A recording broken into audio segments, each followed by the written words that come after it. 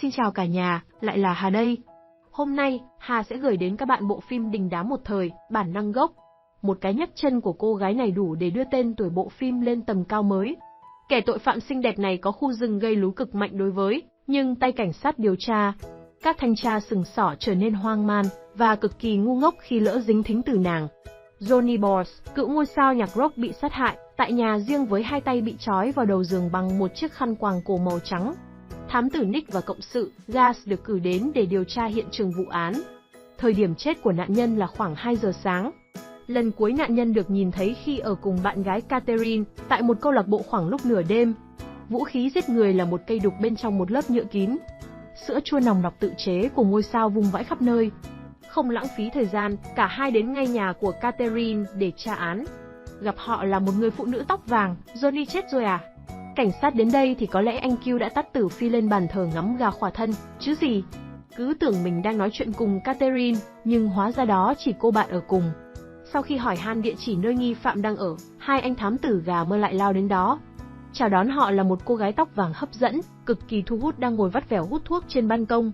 Với khuôn mặt vô can, cô gái tiếp chuyện hai anh thám tử. Nàng hỏi han về cái chết của Johnny. Cô hẹn hò với nạn nhân bao lâu rồi? Chúng tôi không hẹn hò, bọn tôi chỉ là đối tác xúc than, đã cảm là xúc qua xúc lại rồi nhà ai nấy ngủ. Hóa ra họ đã cảm và xúc với nhau được 1 năm rưỡi. Cô ấy là người ở cùng nạn nhân vào đêm xảy ra án mạng.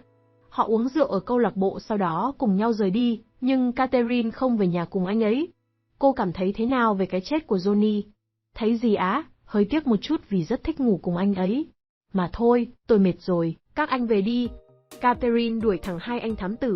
Nổi quạo, họ dọa sẽ đưa nàng đến đồn cảnh sát thẩm vấn. Bắt đi, tôi thách anh đấy. Thế nhưng, hai tay thám tử chỉ bỏ đi chứ không làm gì cô gái. Hà có thể hiểu thám tử nước ngoài, thì ở Việt Nam họ gọi là điều tra viên phải không ta?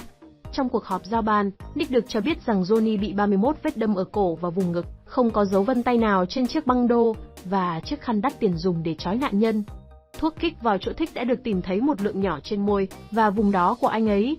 Sau khi nghe báo cáo về cái chết của Johnny, Nick nghi ngờ Catherine và muốn điều tra về cô gái.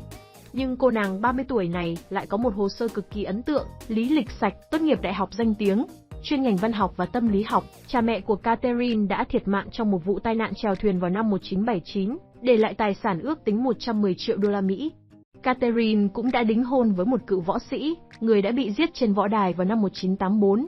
Một điểm đáng lưu ý đó là, Catherine đã viết một cuốn tiểu thuyết về một cựu nhạc rock and roll, người bị bạn gái sát hại. Cuối ngày hôm đó, Nick tìm hiểu về cuốn tiểu thuyết của Catherine. Cuốn sách nói về kẻ sát nhân đã giết nạn nhân bằng cách dùng một chiếc đục đá, hai tay của nạn nhân bị trói vào giường bằng một chiếc khăn quàng cổ màu trắng. Dựa trên tình tiết trùng hợp của câu chuyện, mọi người phỏng đoán rằng có thể tác giả là kẻ sát nhân hoặc cũng có thể ai đó đã đọc cuốn sách và thực hiện vụ giết người để buộc tội Catherine. Họ đang đối phó với một kẻ sát nhân nguy hiểm và bị ám ảnh về tâm thần. Họ tiến hành thẩm vấn Catherine, cô ấy từ chối sự giúp đỡ của luật sư. Nàng đưa ra những câu trả lời khiêu khích khi đang hút thuốc. Tôi và anh ta xúc than cùng nhau được 1 năm rưỡi. Cô gái tuyên bố rằng, thật ngu ngốc khi giết ai đó theo cách mô tả trong cuốn tiểu thuyết của chính mình. Sau một vài câu hỏi nữa, cô gái mỉm cười tinh nghịch và bắt chéo chân một cách chậm rãi. Ôi giời ơi, một đám rừng rậm Amazon. Đây là cảnh phim đắt giá nhất làm nên tên tuổi tiếng tăm cho bộ phim này. Cô ấy cố tình phơi mình để đánh lạc hướng những người đàn ông. Sau một loạt câu hỏi và sử dụng cả máy kiểm tra nói dối, không tìm thấy bất cứ chứng cứ phạm tội nào từ cô gái. Catherine được trả tự do. Về sau, khi đang ở cùng nhau, Beth, bạn gái cũ cũng là một tiến sĩ chuyên về tâm lý tội phạm đã tiết lộ, Catherine là bạn học cũ của cô. Một giáo sư đã bị sát hại trên giường của mình, bằng một cái gạc băng vào năm 1980 và Catherine cũng có mặt tại thời điểm đó. Với tình tiết mới này, mọi người tập trung tìm hiểu về những cuốn sách và cái chết của cha mẹ cô gái. Nick nhận nhiệm vụ theo dõi nghi phạm. Nick bám theo cô gái cả ngày lẫn đêm, đúng là một nhân viên mẫn cán. Theo không sót một tình tiết nào, kể cả cái nốt ruồi trên người cô ấy. Bám đuôi theo nghi phạm một thời gian, trời xui đất khiến thế nào anh thám tử bám dính luôn vào cô gái. Đây là một cuộc vờn nhau giữa cảnh sát và một nữ tội phạm xinh đẹp, ma mãnh. Ở đó kẻ phạm tội tinh danh dùng đủ đòn tâm lý, quyến rũ thậm chí điều tra ngược lại cả tay thám tử. Catherine nắm rõ lý lịch và những tổn thương tâm lý của Nick.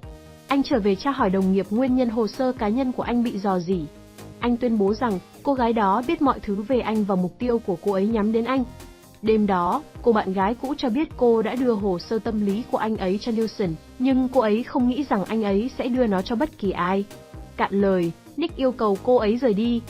Sau khi ngủ dậy, rắc rối lại tìm đến anh.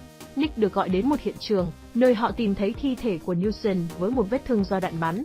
Mối nghi ngờ đổ dồn về phía Nick. Anh thừa nhận rằng mình đã mất bình tĩnh và truy lùng Nilsson, nhưng anh không phải là thủ phạm. Nick bị tạm đình chỉ công tác. Khi về nhà, Catherine đang đợi anh bên ngoài. Anh mời cô uống một ly trong căn hộ của mình, sau đó hỏi cô đã trả Nilsson bao nhiêu cho hồ sơ của anh, nhưng Catherine né tránh câu hỏi. Nàng đưa anh một cuốn sách và trò chuyện vu vơ cùng anh. Trước khi đi, cô nói rằng mình sẽ đến câu lạc bộ tối nay. Đêm đó, Nick đến câu lạc bộ của Johnny, cả hai khiêu vũ cùng nhau. Và anh thám tử kết thúc việc điều tra của mình bằng một cuộc vận động dữ dội trên giường của đối tượng tình nghi. Khi Catherine chìm vào giấc ngủ, Nick vào phòng tắm để tắm rửa. Đột nhiên, cô bạn gái của Catherine xuất hiện và đe dọa sẽ giết anh nếu anh không để Catherine yên. Khi đang cùng anh bạn đồng nghiệp điều tra về vụ án của Nilsson, một chiếc ô tô màu đen đâm hụt vào Nick. Bị Nick truy đuổi, chiếc xe mất lái và đối tượng gây án đã chết. Thì ra, người ngồi trong xe chính là cô bạn của Catherine. Nick đến thăm Catherine và nhìn thấy cô ấy rất buồn vì cái chết của bạn mình.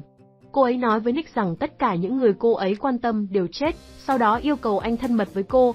Khi tay thám tử đang phê tê lê mê, cô gái xinh đẹp thỏ thẻ kể về một cô gái mà nàng đã ngủ cùng thời đại học. Cô ấy bắt chước cách ăn mặc, theo dõi và chụp ảnh Catherine.